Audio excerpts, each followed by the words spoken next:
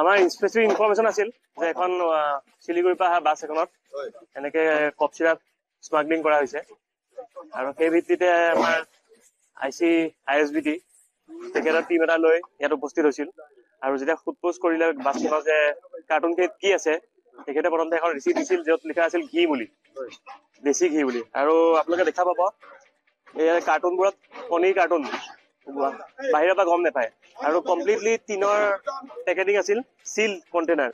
আপোনালোকে দেখিছে এইবোৰ কণ্টেইনাৰ, এইবোৰ চিল কৰা। গতিকে আমি যেতিয়া খুলিলো, খোলাৰ পিছত আমি গম পালো এইখিনিত প্ৰ'ডাইন কফ চিৰাপ তেওঁলোকে লুকাই পেলাই স্মাগলিং কৰিছে আৰু সেইমতে আমি বস্তুখিনি প্ৰচিডৰ ফ'ল' কৰি আছো। 50টা কাৰ্টুন আছে আৰু আমি এতিয়াও হিচাপ কৰি আছো, কিন্তু 3,500 অধিক আছে। হয়, আমাৰ বাছ চালকজন আৰু তেওঁলোকৰ লগত কো ড্ৰাইভাৰ এজন আছিল আৰু এজন হেণ্ডিমেন, 3জনক আটক কৰা হৈছে।